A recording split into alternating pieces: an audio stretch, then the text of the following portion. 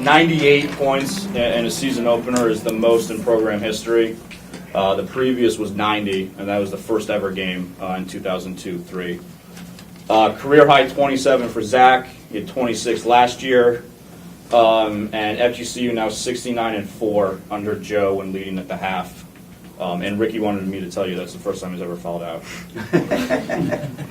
We'll start with Coach and then open it up for questions. And in 9 minutes, too. You didn't add that part of it either. Yeah, that's...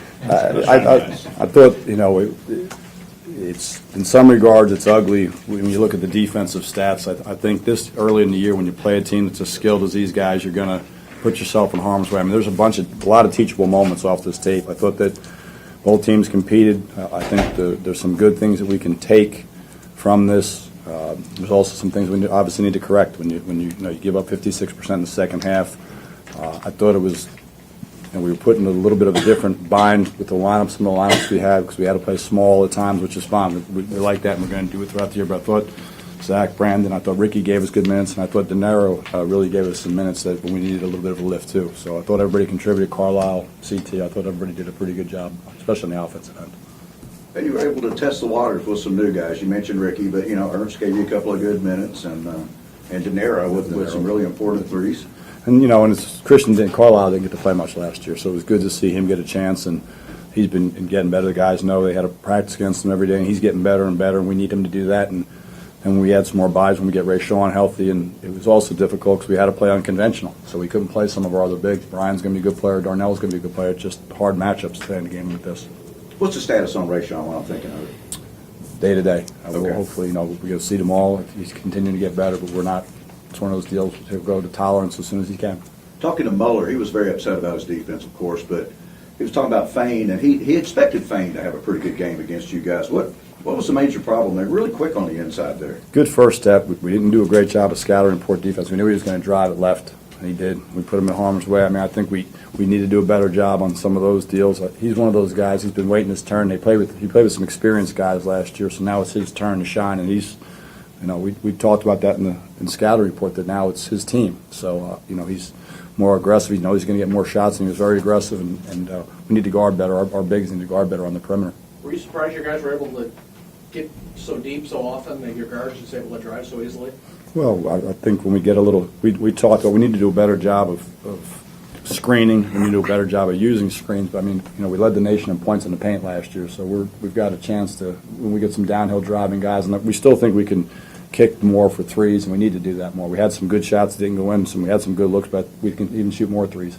Brandon, we know Zach's not going to say much about himself, but he played a heck of a game for you guys. How important was Zach for you guys today? Very important. I went over to the side and I told him, you got to start being aggressive early. And took that as a positive note, and he just went out and was aggressive. And, all our guards, all our bigs, everyone was aggressive and looking to score and looking to find an open teammate. So we got a lot of easy shots once we started, flowing into offense and kicking the ball. And so, it was everybody, that contributed to it. So. Brandon, after your last game last year, losing in the tournament to FSU, how nice was it to finally get back out here on the court and pull out a win in your first game back?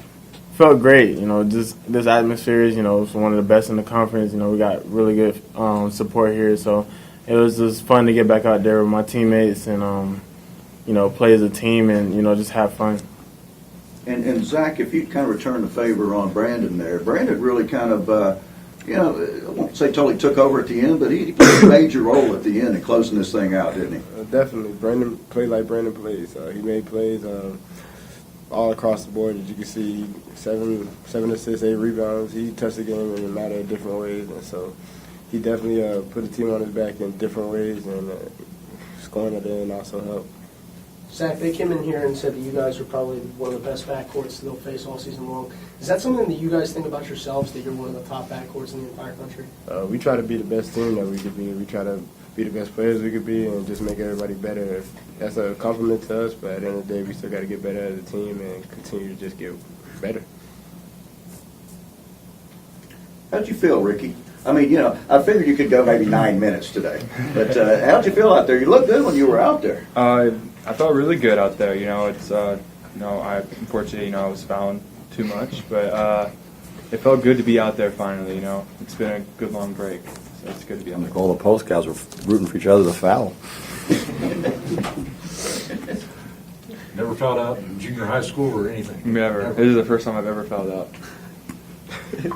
Every time, Joe, it seemed like you were going to be able to put them away a little bit. They'd make a run back, but you know, kudos to your guys when There Illinois was a State big would make a run play, to come and back. they did. Another surge. You know, Evans made some big shots. We helped off a time or two where we shouldn't have, and they made us pay. But, you know, I thought Trey's play on the sideline was, you know, sort of stemmed a little bit of a run. When we get the steal, we trapped the ball screen. That helped us a little bit, and we had different guys step up at different times. Obviously, the two guys to our right, and you know, Ricky obviously impacted the game early, and De Niro had a little bit of a streak, and then Christian Carlisle. I mean, that ended the shot clock. The offensive rebound was a big play for us, and making free throws. I mean, I think, you know, we got to the free throw line 37 times, which is good. That's a good stat for us, and so was the rebounding differential.